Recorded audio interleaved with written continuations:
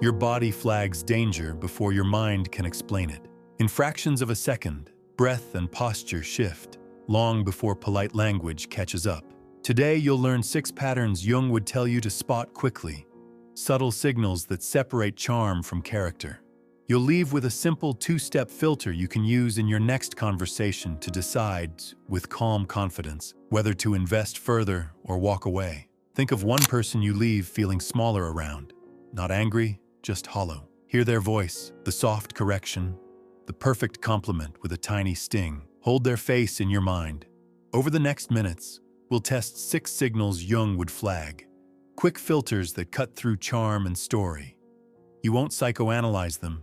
You'll watch your body's first data. Breath, shoulders, gut. If something tightens, name it.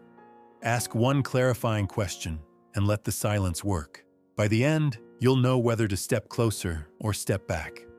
Those who know you least can feel most certain about you. Paradoxically, the more a person refuses their own anger, envy, or hunger, the more clearly they see those qualities in you. That certainty isn't insight, it's overflow. In Jung's terms, the shadow doesn't disappear, it relocates. Here's how it feels in the room. Accusations arrive before facts. You're told what you really meant, and the goalposts move the moment you clarify. You defend intentions you never had. Their tone runs hot even when the topic is cool. You notice déjà vu, different situations, same charges. The content shifts, the feeling repeats. A short vignette. A colleague insists you're competitive. Each time you speak crisply in meetings, you soften, over-explain, apologize for invisible injuries. Weeks later, they undercut your project to regain relief. Their relief, not yours, has been steering the wheel. A useful frame from Jung. Until the unconscious is made conscious, it will direct your life and you will call it fate, source provided. In projection-heavy dynamics, your choices begin to orbit their unowned material. You shrink not because you're wrong, but because the conversation's center has been moved. You're being used as a mirror, not met as a person. How to verify projection fast? 1.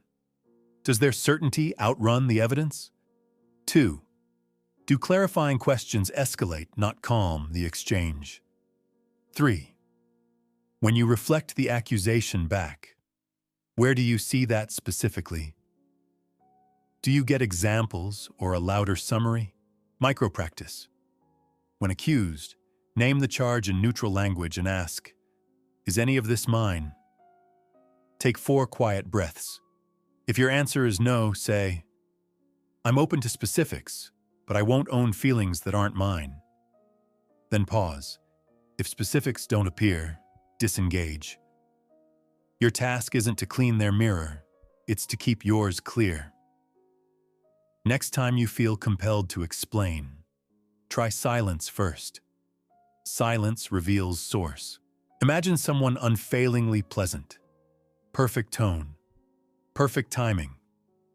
They praise your ideas, never take up space, and somehow you leave feeling lonelier than when you arrived. Nothing is wrong on paper, yet something in your body won't exhale. That friction is often persona over substance, an over-identified public mask that hides a split beneath. When the mask leads, authenticity lags. You'll notice small incongruences, a warm compliment paired with evacuated eyes, agreement that arrives too quickly, before listening could have happened. "I'm so proud of you," followed by a gentle redirect away from your win. You end up doing the emotional labor of the conversation, filling silence, offering context, making it real for both of you. Research on rapid, thin-slice judgments suggests humans can detect affect speech mismatches in fractions of a second, source provided. Your unease isn't pettiness, it's pattern recognition. In Jungian terms, persona is useful in society, but when someone is their persona, the shadow goes underground and relationships become theater. Scan for these tells. Stories with immaculate self-presentation and no cost paid. Values asserted without lived examples. Apologies that name optics, not impact. I'm sorry this looked bad. Ask for a failure story and you'll get a parable with a halo. Polished isn't honest. The danger isn't overt harm. It's slow erosion. Masks attract caretakers. They invite you to supply a missing center. You will overshare, over-explain, and over-give, chasing a connection that never risks truth. Ask 2 disarming, concrete questions. What did you change after your last real mistake? And, can you show me, not tell me, how that value cost you something? Then wait. If you receive slogans or a scene change, treat the mask as data. Keep conversations specific, short, and consequence-linked. Connection requires edges. If edges never appear, step back 1 degree. A client once described a friend who believed in her, always, but gently less than she needed. When she landed an interview, he cautioned, "Don't get your hopes up. These companies ghost." When she got the job, he smiled. Corporate changes people. Promotions were political, boundaries were cold. The tone was soft, the effect was sand in the gears. She kept shrinking her wins so his care wouldn't turn to weather. This pattern hides inside reassurance. It sounds warm, even wise. Yet the subtext is, be smaller so I can stay comfortable. Praise carries quiet disclaimers. Advice arrives preloaded with your failure baked in. Meetings run long because you're re-arguing your own reality against their prudence. If you resist, they escalate concern. I'm only saying this because I love you. The leash is woven from empathy. Notice what happens after your good news. Do logistics appear? How can I help? Or tiny leaks? Tough market right now. I've heard bad things. Are you sure this is you? Notice how they show up when you're unsure versus when you're strong. Do they steady your hand or subtly reintroduce doubt? They call it care. It's control. The danger isn't a single blocked step. It's cumulative friction that blunts momentum. Over time, you internalize their voice and begin pre-shrinking your own life, editing possibilities before the world even votes. That internal edit feels like realism. It's not. It's borrowed fear. Translate concern into something testable. Name the concrete risk in 1 sentence, then a way to measure it. If they can't, say, "Thanks for caring. I'm moving forward and I'll adjust by evidence, not anxiety. Keep sharing outcomes, not plans, with them for 30 days. Let results, not reassurance, decide who stays close. Have you met the friend who claps loudest when you're safely behind? The colleague who jokes that you're lucky, then copies your idea with a spin? The sibling who becomes oddly energized when you stumble, then floods you with advice you never asked for? Covert rivalry rarely declares itself. It curates itself as mentor, fan, ally, until the scoreboard flips. You'll feel it in micro moments. Your win gets reframed as coincidence, timing, or connections. They top stories, add context, or pivot attention back to their lane. When you set a boundary, they interpret it as arrogance. When you share a draft, they become editor-in-chief. Gratitude is rationed. Critique is abundant. Their warmth tracks their placement. Social comparison research shows envy spikes among similar status peers. You're close enough to threaten, not distant enough to ignore. In Jungian language, an unintegrated inferiority complex dresses itself as fairness. To preserve self-esteem, your success must be discounted, domesticated, or delayed. The relation becomes a race you never signed up for. Scan patterns across time, not episodes. Note how they behave at 3 checkpoints. When you aim higher, when you land it, when you sustain it. Real allies expand with you. Hidden competitors shrink the frame or move the finish line. They'll name themselves with phrases like, "I just don't want you to get hurt," right after nudging you towards smaller goals. Some smiles keep score. This isn't a villain story. It's a mismanaged wound. But mismanaged wounds still cut. Your task is discernment, not diagnosis. You can wish them well and still refuse to be their measuring stick. Keep new wins private for 2 weeks. Track who asks how to help versus how to hedge. Shift from idea sharing to outcome sharing with anyone who consistently minimizes. If their support rises only when you're behind, step sideways. Out of the race. Virtue can become camouflage. When someone builds identity on being above ordinary conflict, always centered, always compassionate, always right-sized, the performance can harden into a shield against accountability.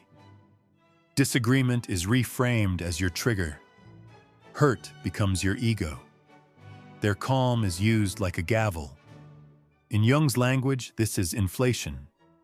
The ego identifying with something larger, the healer, the sage, and mistaking borrowed light for inner work. When that happens, feedback feels like blasphemy. You'll notice a choreography. They offer teachings but reject questions. They praise your growth when you comply and diagnose resistance when you differ. Words like alignment, intention, and energy do a lot of heavy lifting, but specifics stay foggy. You leave conversations doubting your own perception, even when the facts are simple. A curious tell. Apologies narrate optics. I can see how this looked. Rather than impact, I did X, it landed as Y. Calm tone, moving target. Research in social psychology has noted how moral self-image can license self-serving behavior without felt guilt, source provided. The signal isn't the language of spirituality, it's the asymmetry of accountability. When power flows one way, you will carry both your feelings and theirs, then be thanked for doing the work. Humility asks, inflation pronounces. To keep your footing, refuse frame shifts by naming the concrete behavior and its effect in one sentence. Then request a specific change you can observe and decline any invitation to discuss your motives instead of their actions.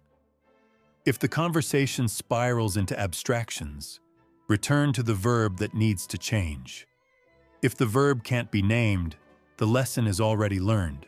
Sensitivity is a gift until it becomes leverage. Some people use pain, stress, or fragility as a steering wheel. They don't threaten, they wilt. You adjust your words, your schedule, your needs, because you're kind, and because the cost of honesty is an evening spent repairing their storm. Paradox. The more you care, the less truth fits in the room. You start predicting reactions like weather, arranging your day around a barometer you don't own. In conversation, you'll notice a quick fuse around disappointment and a long tail on reassurance.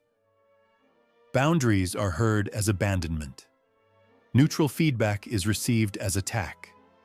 Topics bend toward their strain, even when the issue is yours. You begin phrases with, "I don't want you to feel," and end them with concessions you didn't choose. Over time, your inner compass points to their mood, not your values. This isn't malice. Often it's unlearned regulation, real suffering that accidentally becomes strategy. But impact matters. Relationships require 2 centers, not one safe planet and one orbiting moon.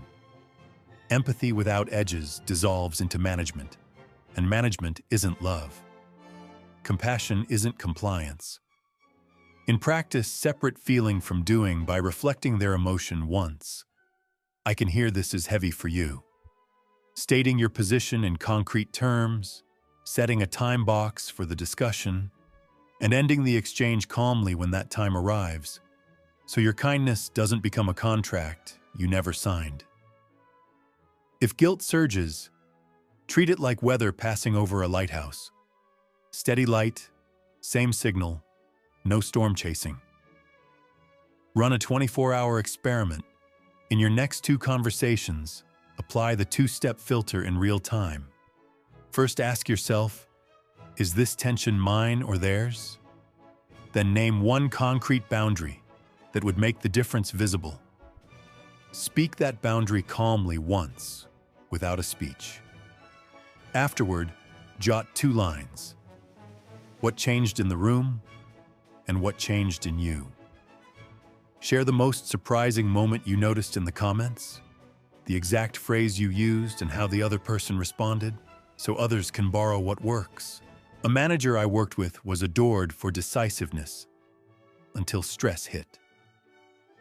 Under pressure, he stopped hearing nuance and started speaking in verdicts. Every dilemma had one clean answer. Every disagreement meant someone wasn't a team player. Off camera, he was decent and reflective. In the room, he became the judge. The change was swift, almost eerie, like a mask snapping into place.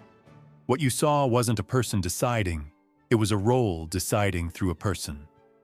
Jung warned how archetypes, savior, victim, judge, trickster, can possess when the ego fuses to a single image of itself.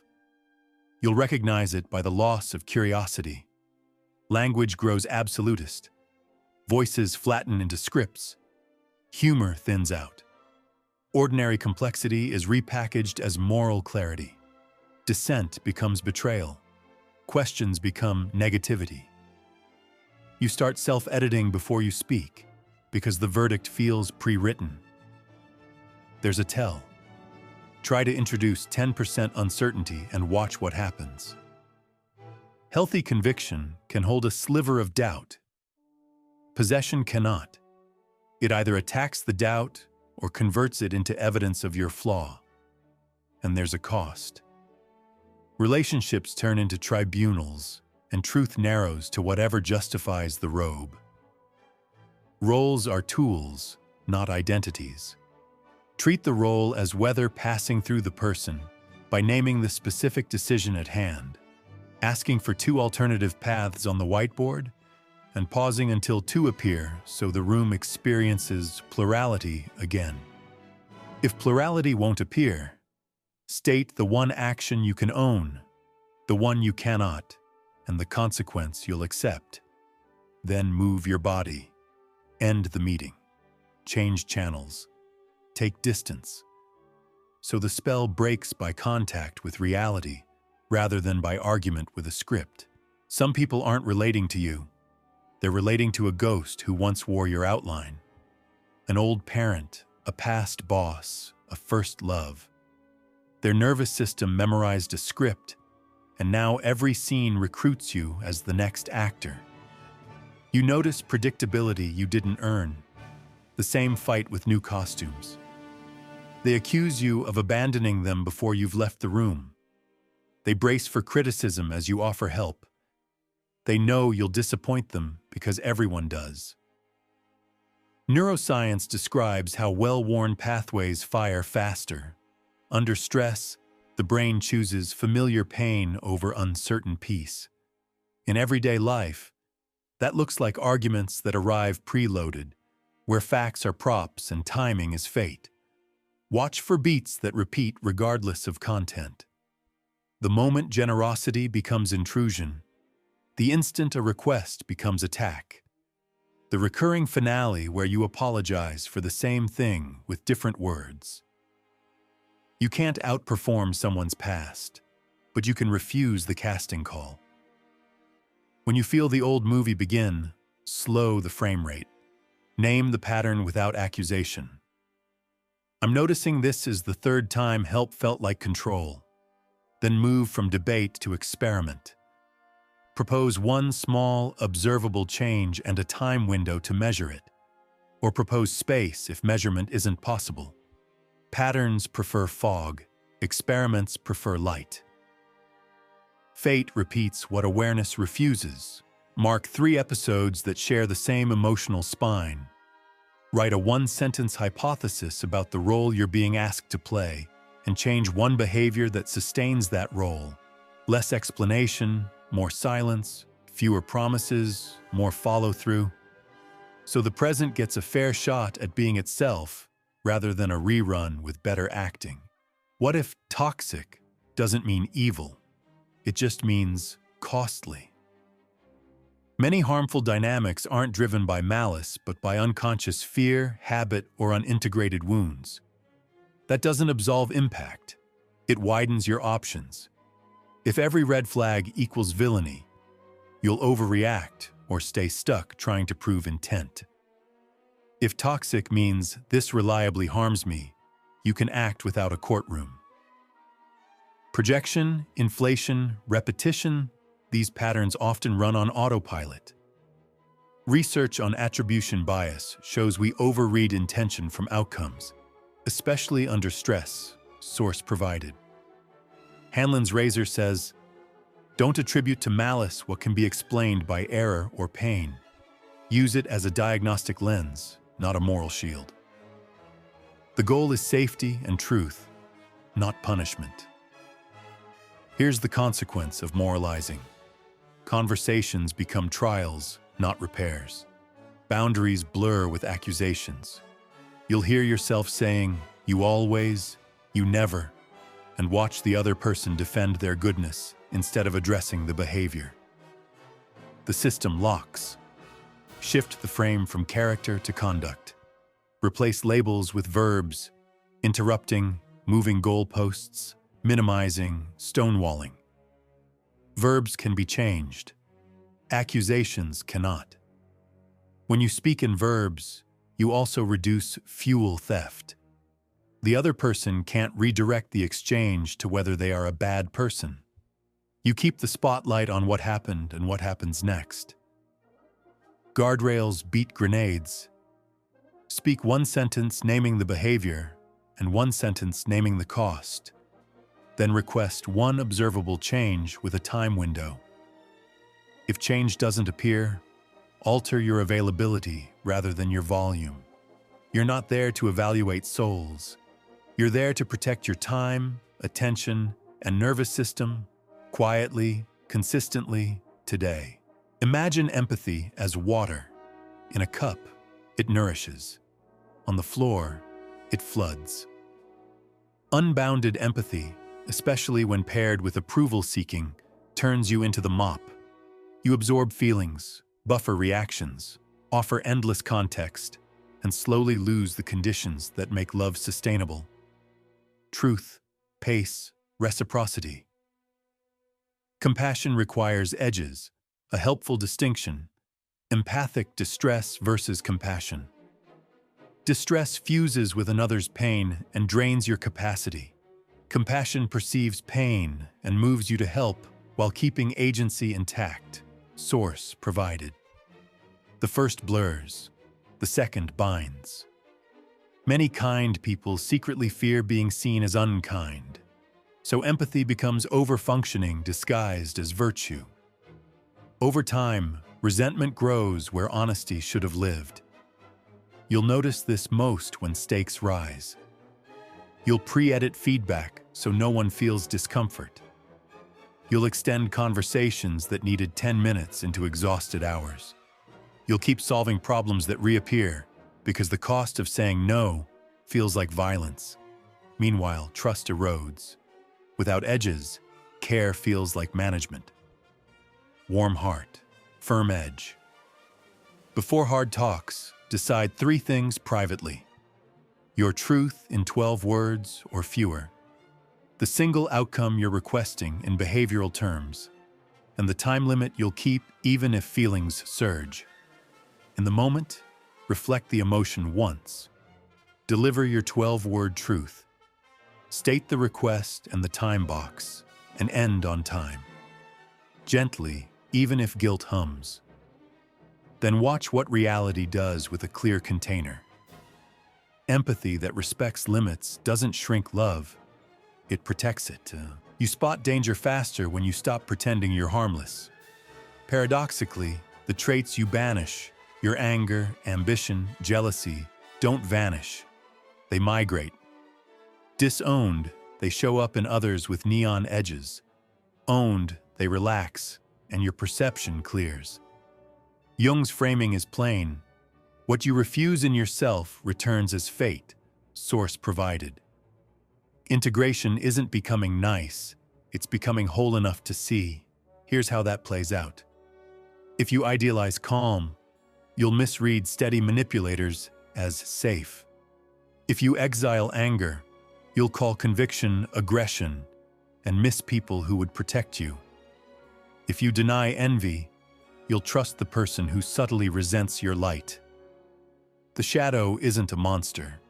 It's a reservoir of power and honesty. When invited home, it stops trying to break in through other people. A brief example. Someone who never gets mad repeatedly partners with controlling personalities. Each time, they sense something off, but label it my anxiety.